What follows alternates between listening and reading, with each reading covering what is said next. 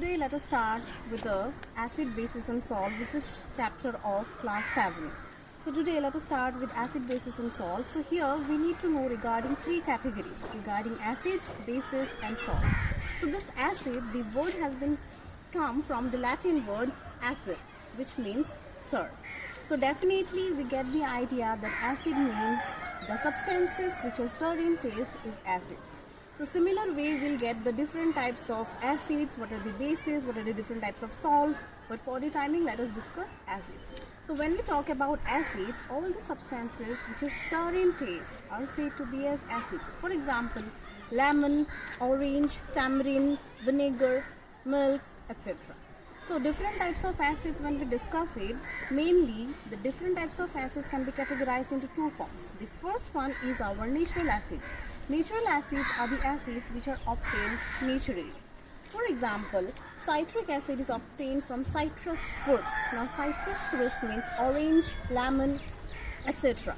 Tannic acid is obtained from tea and acetic acid is obtained from vinegar. The next category is your artificial acids. Now the acids which are synthesized artificially, that means man-made. Humans used to make this type of acids, then it is said to be as your artificial acids. For example, hydrochloric acid, nitric acid, sulfuric acid. On the basis of strength, when we talk them regarding the different types of acids, it can be categorized into two forms. The first one is our strong acid and the second one is our weak acid. Strong acids, the examples of strong acids are hydrochloric acids, nitric acid, sulfuric acid, etc. And acetic acid and oxalic acids are the examples of weak acids. Now let us come to the obtained, from where they are obtained, that can be also categorized into two forms. The first one is our mineral acids or inorganic acids. That means the acids which are obtained from minerals are said to be as mineral acids. For example, hydrochloric acid, sulfuric acid and nitric acid. And when we talk about the acids which are obtained by biological sources are said to be as organic acids. For example, citric acid, we get it from the citrus fruits, acetic acid, lactic acid, etc. Now table 5.1 of page number 41 is very important. In this table you will get to know the different types of acids, what are their names and the sources. So first of all, let us just discuss this table 5.1. So acetic acid, the source is vinegar. That means acetic acid we are getting it from vinegar. Citric acid, we have discussed it, we are getting it from the citrus fruits. For example, lemon, orange, etc. Malic acid, we are getting it from apple. Tartaric acid, we are getting it from tamarind or grape. Lactic acid, we are getting it from milk, curd. Tannic acid from tea. Carbonic acid from carbonated drinks. Formic acid from ant sting. Oxalic acid, that is vitamin C, we are getting it from spinach. And amino acid we are getting again from citrus fruits and proteins. So now acids can be classified again into two different types on the basis of their concentration. Now when I am talking about concentration, it is basically a measurement of water and acids. If the quantity of water is less as compared to the quantity of acid, that means, what does it mean? The quantity of acid is more as compared to the quantity of water, then it is said to be as your concentrated acids. And the vice versa, that means whenever the quantity of acid is less as compared to the quantity of water, then it is said to be as your dilute acids. Now here, if the hydrochloric acid consists of hydrogen chloride gas dissolved in small quantity of water, then it is known as concentrated hydrochloric acid. And if the amount of hydrogen chlorine gas is dissolved in more water, that means the quantity of water is more, then it is said to be as your dilute acid. So difference lies in the quantity of acid and the quantity of water. Now let us discuss about the properties of acid. So first property we have already discussed. The first property is that acids are sour in taste. Now you know what is sour in taste. The second property is that acidic substances have a pH less than 7. Now we have a pH meter we'll get in the next phases. So right now just remember that when the pH of that particular substance is less than 7, then we can categorize that in the form of acids. Next, strong acids have a pungent smell. They turn blue litmus paper into red. That means whenever we take up blue litmus paper and drop some amount of acids into it, then the litmus paper color will change to red. They react very quickly with metals and liberate hydrogen gas. Acids react with bases to form salt and water. So these are the properties of acids. Now here we have certain elaborations of these properties, like acids, especially strong acids, can destroy organic matter. Like if you take a paper, if you take a cloth or wood or any other organic substances and drop some amount of acids into it, they will be getting destroyed. Now when we talk about acids react with metal, since acid react with metals, that means acids corrode metal. Corrode metals like what? Iron, aluminium. So therefore acids are not supposed to be kept in a metal container. We should not keep acids in a metal container. Why? Because they corrode. Usually glass or plastic containers are used for storing acids because they do not react with acids. All mineral acids can cause burn on the skin. That means whenever you take a small amount of acid and pour it on your hand, then you'll feel some irritation sensation. Therefore, they should be handled carefully. From here, reasoning questions can come, like why acids are not supposed to be kept in a metal container, or why acids should be handled carefully. Acids are soluble in water. Next, acids always react with active metals. Like if I give you an example, strong acid, let us take as hydrochloric acid. If we are taking hydrochloric acid and we are taking a active metal, let us take a aluminium. So aluminium, when it is reacted with hydrochloric acid, we will get aluminium chloride and hydrogen. That means when active metal is reacted with acids, then it liberates hydrogen gas and one salt. In this case, in the perspective equation, aluminium plus hydrogen fluoride, from here we are getting aluminium chloride, which is our salt, and we are getting hydrogen, which is the gas liberation. Let us take another example, zinc and nitric acid. Now zinc is the active metal and nitric acid is basically our strong acid. Now when we take nitric acid, when it is converted to zinc, then we are getting only zinc nitrate. This is an exceptional case. Let us take another example, iron and sulfuric acid. When we take iron and sulfuric acid, we basically get iron sulfate and hydrogen. So iron sulfate is our salt, and hydrogen is our gas. But less reactive metals means copper, silver, gold, they do not react with acids. That means when you keep acids in contact with this type of metals, they do not give you any kind of reaction. Now, if I ask you what is the reaction between hydrochloric acid and silver, there will be no product. If I tell you nitric acid is reacted with copper, there will be no product. No hydrogen liberation will be there, no salt formation will be there, because they are less reactive metals. Acids react with bases to form salt and water, and this type of reactions are said to be as neutralization reactions. Now let us discuss about the uses of acids. So let us discuss about three of the acids. First of all, sulfuric acid, hydrochloric acid and nitric acid. First, let us discuss about the sulfuric acid's uses. So sulfuric acid is basically used in laboratories. It is used in preparing drugs, plastics, fertilizers like ammonium sulfate, and many chemicals like copper sulfate. It is also used in car batteries. It is used in textile, paper and leather industries. Now let us discuss about the hydrochloric acid. Hydrochloric acid is used in different industries. For example, it is used to clean boilers. So this process of cleaning boilers in industries is said to be as descaling. It is also used in purification of salt and in manufacturing of other chemicals like ferric chloride, etc.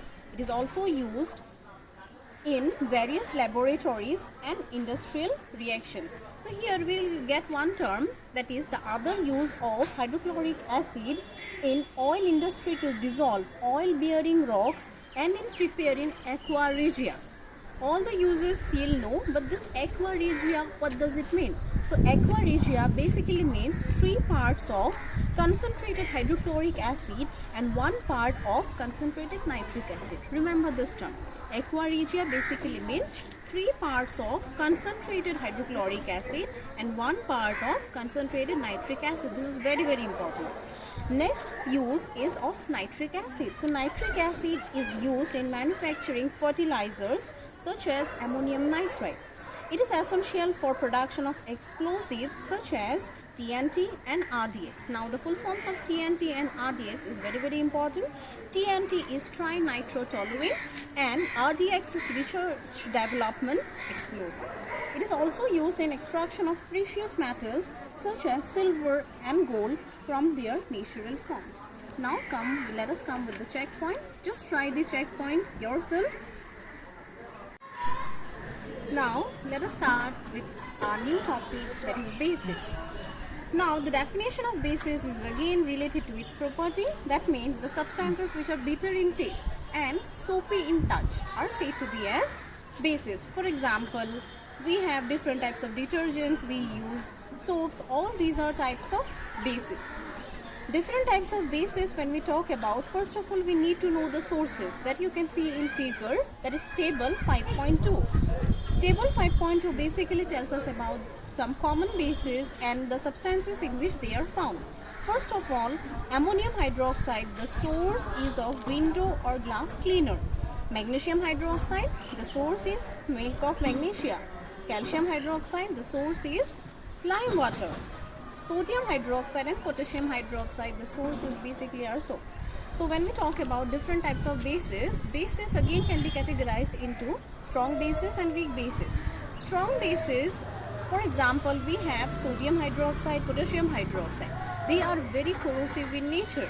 That is why the other name of strong bases is caustic soda or caustic potash. These are also certain types of bases. Why? Because caustic, the other name is corrosive. Some kind of weak bases are magnesium hydroxide and ammonium hydroxide. Now, the new term you'll get to know about it as alkali.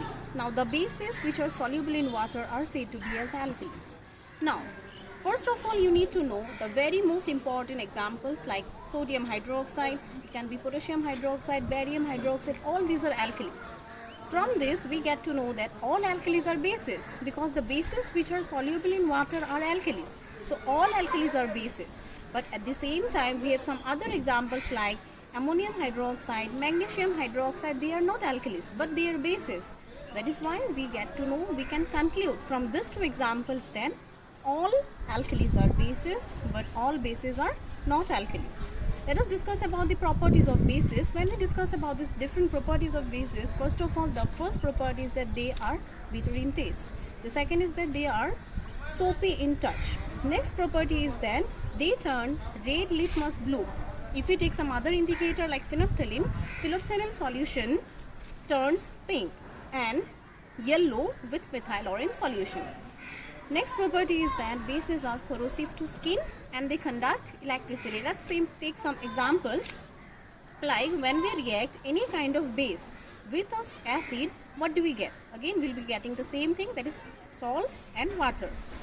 Let us take some examples. Potassium hydroxide is an example of base. Hydrochloric acid, we are reacting with it, which is an acid. We are getting potassium chloride and water. Now this potassium chloride is basically the salt and we are getting water in it. When we were talking regarding the acids, we are getting salt and hydrogen gas. But in case of bases, we will get water and the salt. Let us take another example. Ammonium hydroxide, when it is reacted with nitric acid, we are getting ammonium nitrate and water. So in this case, ammonium nitrate is our salt and water, we are getting it directly. Let us discuss about the uses of bases. So we'll discuss about the three of the different examples of bases. The first one is our sodium hydroxide. So when we talk about sodium hydroxide, the other name of sodium hydroxide is caustic soda. We have discussed why it is said to be as caustic, since bases are corrosive in nature, so that is why they are said to be as caustic. They are basically used in different types of industries and laboratories for manufacturing soaps and detergents. They are used in manufacturing paper, rayon, textiles, medicines, etc. They are also used as a lab reagent. Let us discuss about ammonium hydroxide. So when we talk about ammonium hydroxide, it is NH4OH. So they are basically used as ink or stain remover and to clean general household articles. In manufacturing fertilizers such as ammonium nitrate, they are also used in manufacturing nylons, plastics, dyes, etc.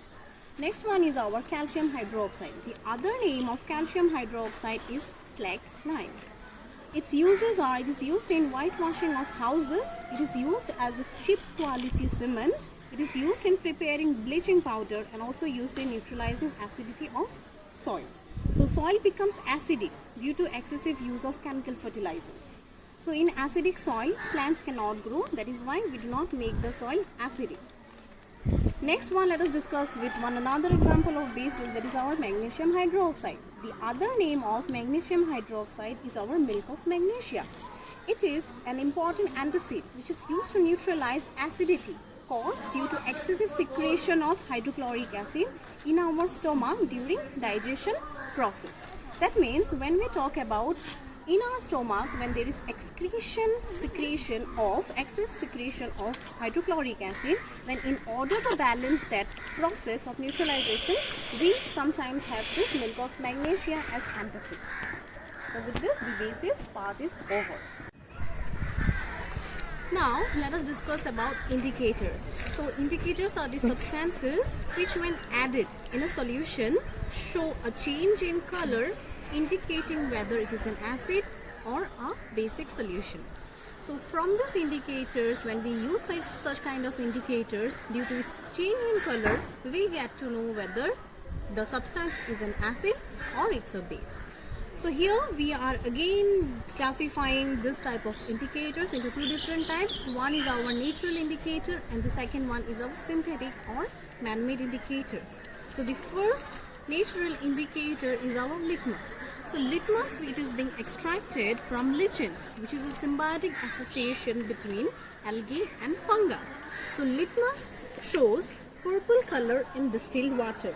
When added to an acidic solution, that particular color of the litmus is changed into red, and when it is kept or added into basic solution, then it is turning into blue in color. So litmus is used in the form of a solution as well as in the form of stripes of paper, which are said to be as litmus paper. So there are two types of litmus paper. One is our late red litmus paper and the second one is our blue litmus paper.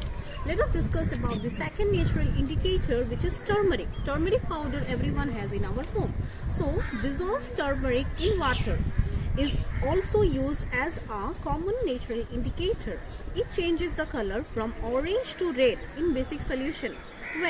Whenever you can see any kind of turmeric powder or any kind of thing fallen on your cloth. So what happens after some time? When it is being washed away with detergents or with soaps, we observe that that yellow color of turmeric which has strained in your cloth has turned into red. Why? This is because of this phenomena. It is used as an indicator. That is why a turmeric stain on white cloth turns red when it is washed with soap. It is because the soap solution is basic in nature and changes the color of the turmeric stain. Next indicator is China rose indicator. It is another type of natural indicator. So China rose petals, when soaked in warm water for a while, makes water color.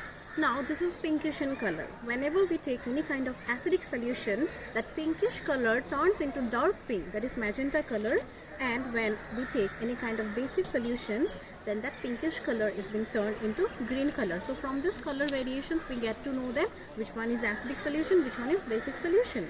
Now let us discuss about the synthetic indicators. Synthetic indicators basically means that whenever the indicators are extracted or prepared artificially in laboratories or with the help of human beings, then it is said to be as synthetic or artificial indicators. Sometimes some different examples of synthetic indicators are phenolphthalein, methyl orange, methyl red, etc. So now let us discuss about phenolphthalein. Phenolphthalein is a colorless indicator. It is colorless in acidic solution. Whenever we take any kind of acidic solution, it is colorless. But whenever we take any kind of basic solutions, that colorless liquid turns into pink in color. It is commonly used in laboratories. The second one is our methyl orange. Methyl orange is an orange-pink colored indicator, which is orange in acidic solution. Whenever we take any kind of acidic solution, the color doesn't changes. But whenever we take any yellows, whenever we take any kind of basic solution, it turns into yellow. So these are the different types of indicators. We have discussed it till now. Now let us discuss neutralization. Neutralization, we already get to know that whenever any acid is reacted with a base, then we get salt and water, and this process is said to be as neutralization reaction. Why it is called neutralization reaction? Because the acid solution and the basic solution are mixed in the optimum amounts. That means both the acidic nature and the basic nature is being destroyed, and the resulting solution is neither acidic nor basic, and the result we are getting some amount of heat will be evolved, and that heat we can feel in this raising of the temperature, which becomes hot. Also in neutralization reaction, depending on which type of acid and base it is used, we get the different types of salts. For example, whenever we are mixing nitric acid, which is an acid, with magnesium hydroxide, which is a base, we get magnesium nitrate, which is salt, and water. Now let us discuss about the salts. When we discuss about the salts, we know that salt is a compound formed by the neutralization of an acid with a base.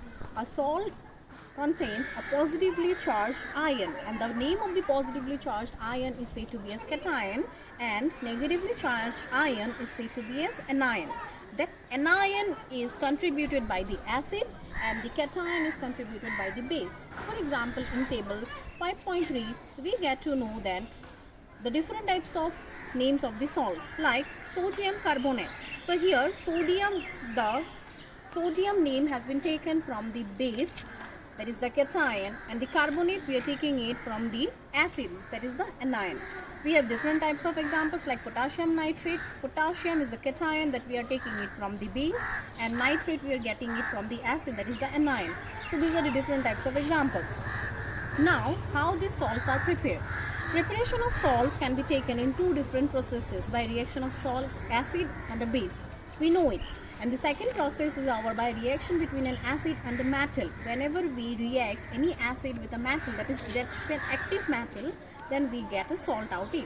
In this reaction, the metal displaces hydrogen from the acid to form salt. Thus, salts may be defined as a compound formed by replacing the hydrogen by an acid by a metal.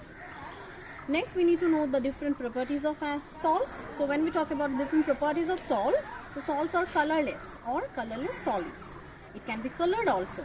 They generally have high melting and boiling point. Usually they are soluble in water. In molten state as well as in aqueous state, salts conduct electricity. But in solid form, they do not conduct electricity. In molten, or they should be in aqueous state, then only they can conduct electricity. Uses of solids. So there are different types of solids. So here we will discuss about sodium bicarbonate and sodium carbonate. So when we discuss about sodium bicarbonate, the other name or the commercial name of sodium bicarbonate is baking soda. It is used in bakery as it releases carbon dioxide gas on baking, which makes cakes, pastries and bread fluffy. It is also used to neutralize and sting, which contains formic acid.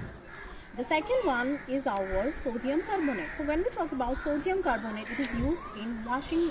It is used as washing soda in detergents for washing and cleaning things. Now the last portion of this chapter is basically about soaps and its preparation. How we get the soaps and how they are prepared. All of us just use different types of soaps. So how they are prepared. So first of all, soaps are sodium salts of vegetable oils with sodium hydroxide. They are prepared by heating vegetable oil with sodium hydroxide, that is caustic soda, and then adding common salt solution to separate soap from the solution. Soaps are used for cleaning purposes. The use of soaps we know, but how they are prepared? They are prepared by heating the vegetable oil with sodium hydroxide, and then we have to add some amount of common salt just to separate the soap from the solution. So with this, the chapter is over.